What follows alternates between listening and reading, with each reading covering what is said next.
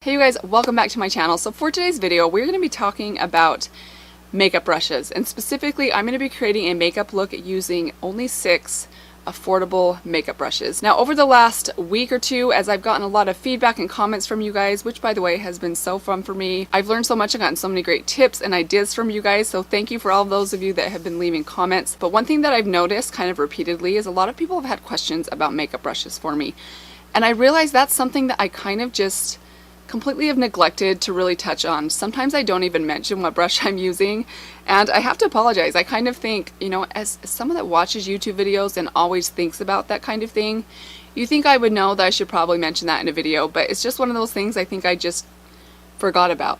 So thank you for those of you that brought that to my attention, but I thought today it would be fun to kind of talk about makeup brushes, but do it in kind of a unique way. So as I was looking through my makeup collection, I realized something. Most of the brushes that I have bought myself over the years have been affordable brushes, because that's typically one of the first things I look for in a brush. I am always looking for ways to save money. That is just part of my makeup. I think as a mom, like, it's part of my job is to try and like find ways to save money for my family. And honestly, when it comes to my makeup hobby, that is an area that I just can't realistically afford to go out and spend a lot of money on brushes at this point in my life. And I know that I am not alone in that. I know that high-end brushes, even though I do think that they are probably worth it in quality, sometimes we just can't afford to spend 30, 40, 50, 60 plus dollars on a makeup brush. So that kind of got me to thinking about, okay, what could somebody that maybe is just starting out in makeup realistically, like, what do they realistically need? What would I recommend to them as like a starter kit that's going to like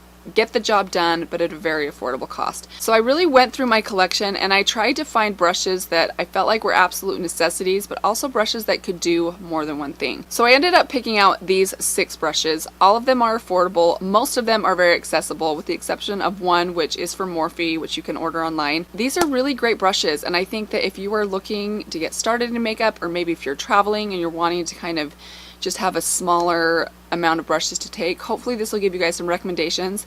And if not that, hopefully it will get you to look at your brushes in maybe a different way. You don't necessarily have to use a blush brush just for blush. Maybe it can be used for powder and highlighter, which, spoiler alert, that's what I did with this brush today. So that's what I'm doing today. I am putting this entire makeup look on using only these 6 brushes right here. So if you guys are interested to see kind of what brushes I selected as like my affordable multi-purpose, I guess, starter set, then let's go ahead and get started. So before we get started, I wanted to mention just a couple of things for you guys. Now, although the brushes that I picked today are some of my favorites that I use very often, I wouldn't necessarily call these my very favorite or most used brushes, but the brushes that I picked for today I felt like had to meet 2 criteria. Number 1, they had to be affordable, and number 2, they had to be versatile. So to be able to do your makeup with just 6 brushes, it requires you to use one brush for multiple things. But there is one very important, simple tool that allows you to use one brush for multiple things, and that is a very basic, clean rag. Now, I pretty much always have a clean rag or hand towel on hand when I'm doing my makeup. I like to have something that I can wipe my brush off on just to make sure there's no excess product left on my brush. And also, again, if I'm reusing this brush for something else, it's great to be able to just wipe it off and get it relatively clean. So what I like to do is I will take one corner of the rag and I will just put a little bit of brush cleaner or micellar water on it, and then I'll just kind of really distribute that moisture so that it's just very lightly damp. And I'll usually go in there and I'll wipe off on that section first to get a little bit of extra product off of it, and then I go into a dry area and I just kind of basically dry my brush off on that area. And that way my brush is like 98% clean when I'm reapplying something else onto my face. So with that out of the way, let's go ahead and get started. So today I'm going to be taking my Milani Conceal and Perfect foundation. This is in the color 03 Light Beige. So the first brush we are using is our foundation brush. Now this is one that I really love from the drugstore. This is from e.l.f. This is their ultimate blending brush. It's very nice, it's very soft and dense. These are the kind of brushes that I think work so well with foundation. So I'll usually just dot a couple of dots of foundation onto my face. I usually like to concentrate it kind of in the center of my face, like around my nose and cheeks, because that's where I have the most need for coverage. And then I'll just take my brush and I kind of will stipple it first and then just blend that in.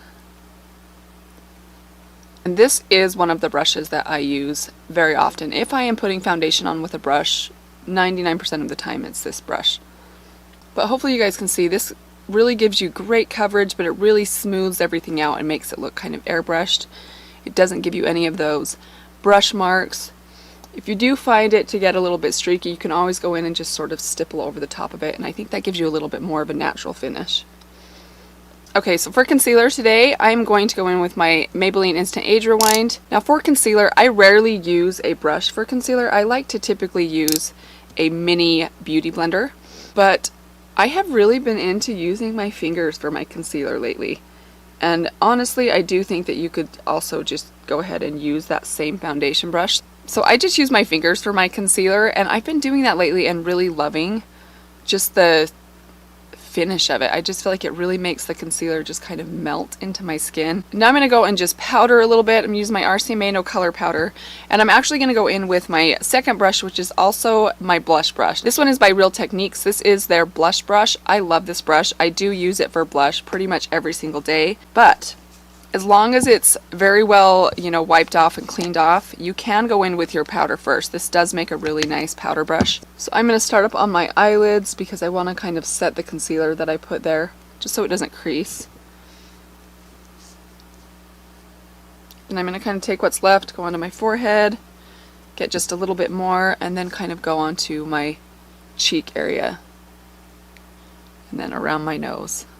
So we're going to go ahead and stick with the rest of the face because I think my eyes are going to be pretty neutral today. So I'm going to go in with my bronzer. Now I'm taking the number 7 bronzer today. This one's in the color Maple. And I'm going to be using for my bronzer the e.l.f. complexion brush. So I do want to mention one thing about affordable brushes. And I feel like this brush perfectly is a good opportunity for me to do this. I do love this brush. I've been using it for years. I've actually had this brush for about 5 years now, which I think is pretty good for a $6 brush from Walmart. But as much as I do love affordable brushes, I will say that I don't think that their quality is what more expensive or high-end brush would be. I mean, I think there is a difference in quality is basically what I'm saying. As much as I love this brush, I have had to re-glue the handle twice. That's something I noticed with the e.l.f. brushes, and I'm going to highlight that again for you guys in this one. It is a little bit loose. I find the e.l.f. brushes often have a problem with that, with the barrel coming loose from the handle. But with that said, I don't often have problems with the actual brushes. So I don't get it shedding, I don't get this section here falling apart, I don't find that like the glue loosens up over time. I think they still hold together pretty well, but again, I've had to re-glue these a few times, and I think, if this was a MAC brush, I would be outraged at the fact that my brush was falling apart and I had to re-glue it. But because it's an affordable brush, I'm okay with that. I just think it's important to be aware of that these brushes definitely, quality across the board is probably not going to be as good as a high-end brush. So this brush is really, really nice and soft. I like to go in with my bronzer and just kind of get it sort of on the side like this. And I'll just kind of pop that right in like the hollow of my cheek and pull it kind of up and back.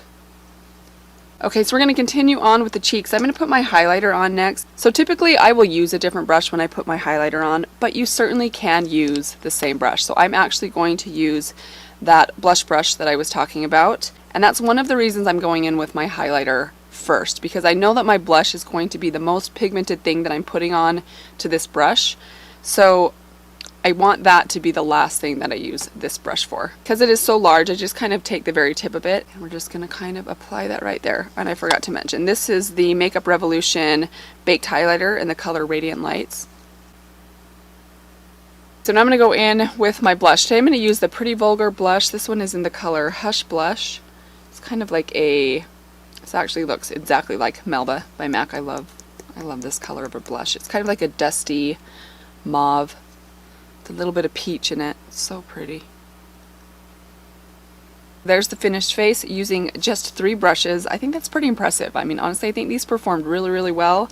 Okay guys, so now let's go ahead and move on to the eyes. So I am going to be using my Makeup Revolution Reloaded palette again. I had a lot of requests from you guys to kind of use this palette again and show you guys a couple of other looks that you could create with this palette. I don't know, I don't necessarily have anything too specific in mind. I just know that I want to use this sort of bronzy shimmery color, and then I want to dip into these kind of plum colors today, just to show you guys kind of what they can do. Okay, so let's start off with one of my very favorite brushes. This definitely is one of my most used and favorite brushes. It is the Morphe M504. I love this brush. I've had this for about 4 years now, and when I first got it, I thought, that is huge. There's no way that's going to work on my tiny, tiny eyes. But what I love about this brush is it's pointed and it's very, very soft. So you really get you have a lot of control with this brush. It gives you a lot of versatility. You can really kind of pack on color and really blow things out if you want a really kind of washed like color in the crease. I don't like a really nice like transition shade kind of just blown out all over the lid or all over the crease. This works perfectly for that. But again, because it's pointed, you can also use just the very tip of it and kind of do a little bit more, I wouldn't say detailed work, but you can really get in and just, if you're just using a light hand, and really kind of create some definition as well. So this is a really versatile brush, and I do think that it works for any eye shape. So today I want to start off in this shade right here. This is kind of the peach color in here. This is a beautiful transition shade. So when I use this brush for a transition shade, I usually like to kind of press the product sort of into the side of the brush and tap it off, and then I'll kind of go in. You can see I'm angling my brush slightly sideways, and then I kind of like will lift the brush up and really use the rounded part of the brush to kind of blend things out. But again, you can see because this brush is so big, you get a really nice diffused color, which I love for my crease. Okay, so now that we have our transition shade on, I'm going to kind of start dipping into these plum colors. I'm going to go into the lighter one first, and this time I'm just kind of tapping that right on to the top of the brush. And we're going to place that just kind of right there in the crease.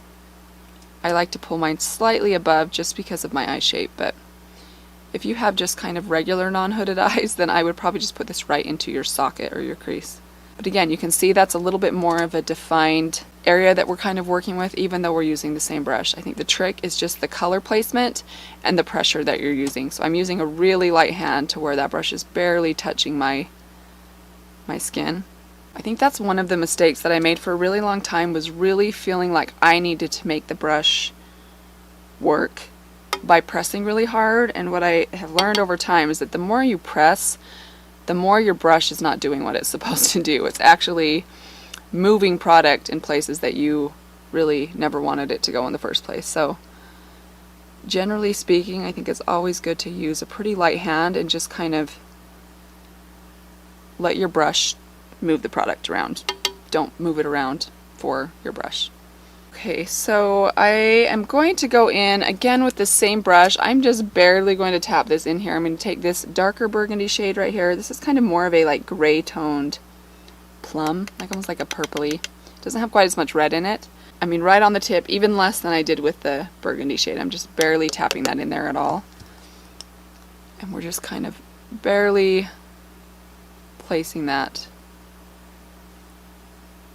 into this like outer corner right there.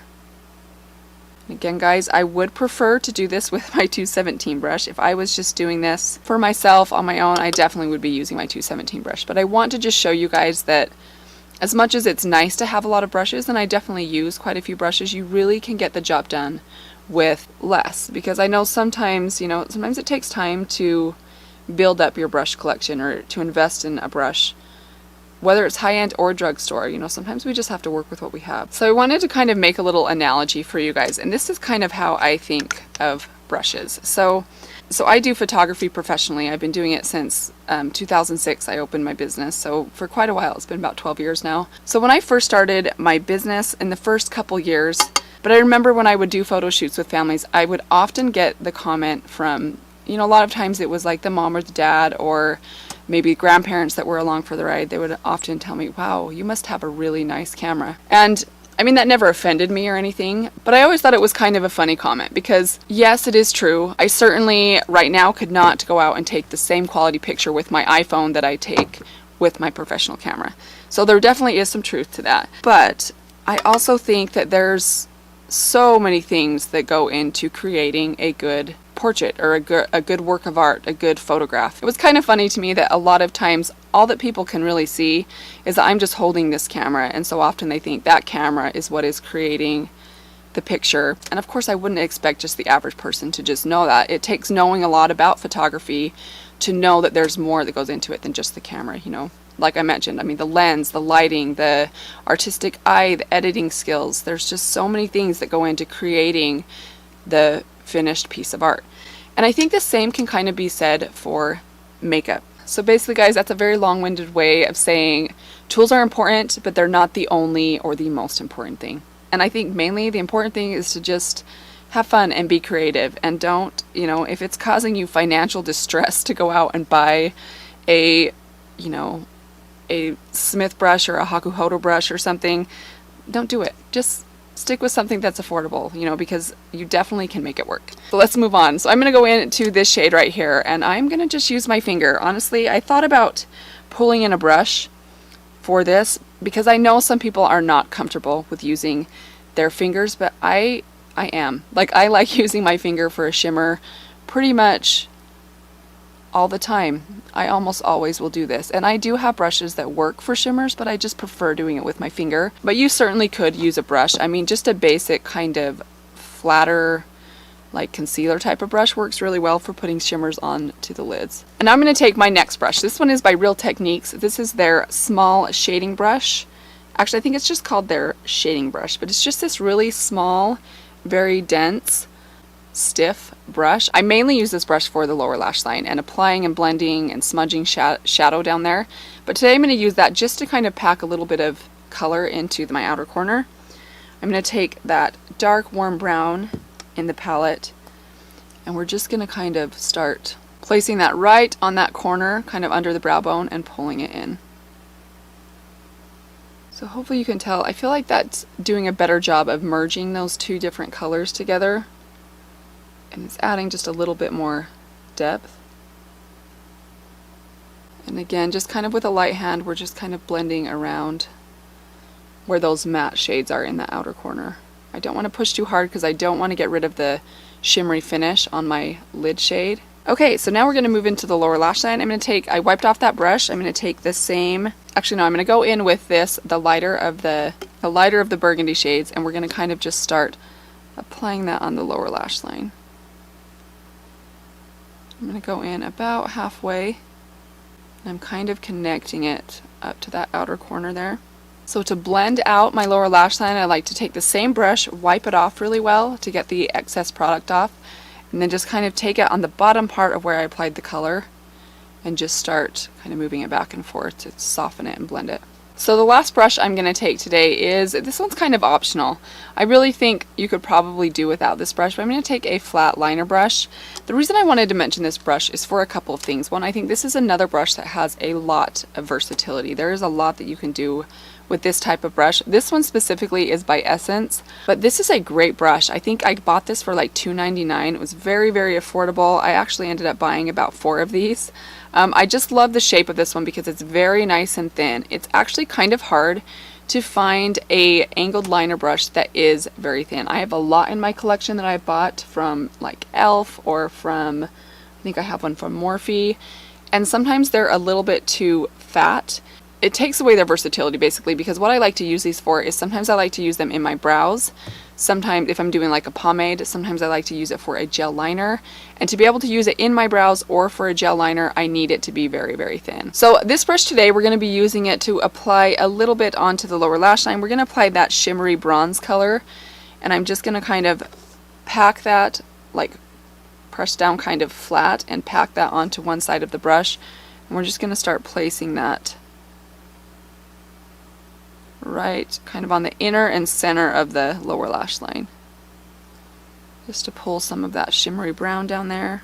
And again, if you are into gel liner, which I sometimes am, I generally am a pencil person, but sometimes I will dip into gel liner, and if I do, this is almost always the brush that I love to use. It works really, really well for gel liner. Alright guys, so that is it for the brush portion of this video. I am going to go real quickly and put on my eyebrows with the Catrice Eyebrow Stylus Pencil, some mascara with my Maybelline Lash Sensational, and then I'll be right back. Alright guys, so that is the finished makeup look. I forgot to mention I also applied on my lips the L'Oreal lipstick in the color Jennifer's Nude, and then I went on top of that with the ColourPop Moonchild gloss. I really love how this turned out, honestly. I can't believe I only used 6 brushes, and I can't believe I did a makeup look without my 217 brush, because I rarely do that. It's kind of like my comfort thing. I feel like I have to have that. But I hope that this was helpful for you guys. I think it just goes to show that you really, as much as brushes are important, and as much as it was difficult for me not to use my 217 brush from MAC, you totally don't need to. Like, you can get away with using less sometimes. But thank you guys so much for joining me today. I would love to know if you guys have a brush that you cannot live without, affordable or high-end. I would love to know in the comments below. I think that would be really fun and interesting to kind of get that conversation going. But thank you guys for stopping by my channel today. I really hope that you will stick around and subscribe if you haven't already. And I will see you guys very soon. Bye.